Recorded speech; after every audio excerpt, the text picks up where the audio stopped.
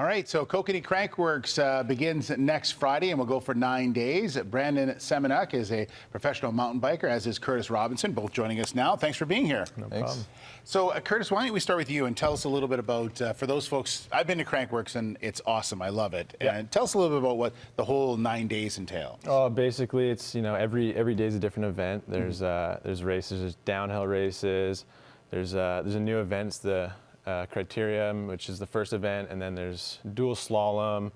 There's several events throughout the week, and there's live music playing the whole time. Everyone's riding. There's lots of people. I think there's supposed to be around 25,000 people showing up. The dual riding is fun. It's fun to watch. It is, yeah. It's somewhat like skiing as well. So it's two competitors head to head, battling to the finish, and it's very, very eventful. And the last day, I guess the second last day, we'll have the slopestyle event, which Brandon will be going at it at his hardest. So now, Brandon, we were just talking about this. You've had some close calls there, some thirds, some seconds, and last year you were in the lead and then crashed in the last jump. Yeah, I had a good run, and sometimes take a bail. Yeah, so couldn't compete for my second run, but it's do you feel a lot more pressure when you're up there because you're competing in Whistler? Yeah, I don't know. It's just like every other event, but it's just like one of the biggest. It's like everyone kind of steps up their game for that event, and it's basically like, you just go for it. Now we're showing some video of you. What's the key to this kind of riding? What is it that you need to do all the time to sort of, first of all, stay on your bike, and secondly, get down with a pretty good time? Just practice, work on your tricks, keep that muscle memory, and just basically just ride lots. It's probably the biggest thing. Are you always trying to better your tricks? Is that the key? Yeah, for sure. Definitely. Like everyone progresses through each year, so if you can learn more and more tricks each season, then you're gonna have a better contest season. Curtis, when we were up there, the one thing we noticed was that the competitors are getting a lot younger. Yep. And that's good for the sport, right? Definitely. Because once they start, they're going to continue for the rest of their life, right? Oh yeah.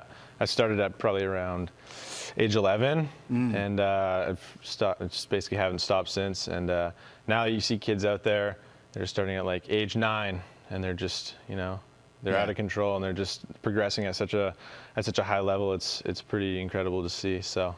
And the other thing we noticed up there, and I think this is the key to this whole festival, is because it's like you mentioned, there's a lot of fun guys up there and the music and all that kind of stuff. Yeah. But there were a tremendous amount of families, which is good because that's what the kids are going to come if mom and dad take them. Exactly. Right. Yeah. So you see a lot of that. Oh yeah, totally. Like lots of families, and people come from like all over, just like make the drive just to come watch each event. It's cool because the whole festival, there's always something going on, so you're not bored sitting in the village. You're just like there, and you got a race to watch. You got some music, some people walking around the village with crazy get-ups on, and like all sorts of fun events to do. Well, and the weird thing is, in the middle of it, there's people walking in ski gear because they go up, up to the top. Totally. So it's like it's just a weird people sort of thing going on. Yeah. Now, when we were up there, the one thing, and you can talk about this, is that last jump is really neat because everyone can see it. We were at the Garibaldi Lift Company having lunch, and we were able to watch it. But even if you're in the village, they all crowd around, and you can watch that last jump. Tell us about that. It's basically like a flood of people at the very bottom.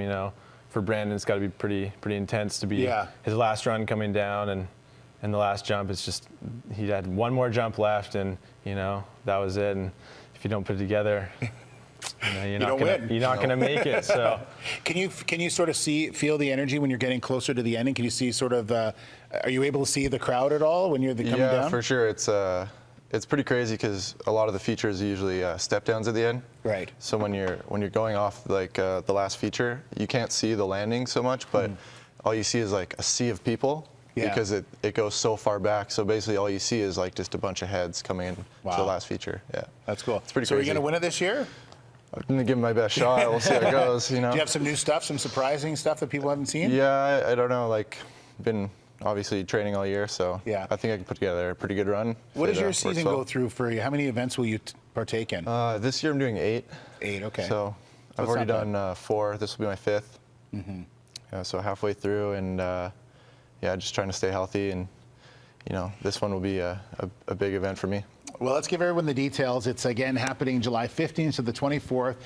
Best place is go to the website crankworx.com, and Yeah, it is a lot of fun. It's a good event, and it's a week-long event. And even if you go up for a couple of days and check it out, there's stuff happening all the time. So it really is a lot of fun. So Curtis and Brandon, thanks very much. Good luck. Hope everything works out for you. And thanks for being here. Appreciate it. Thanks a lot. All right, well.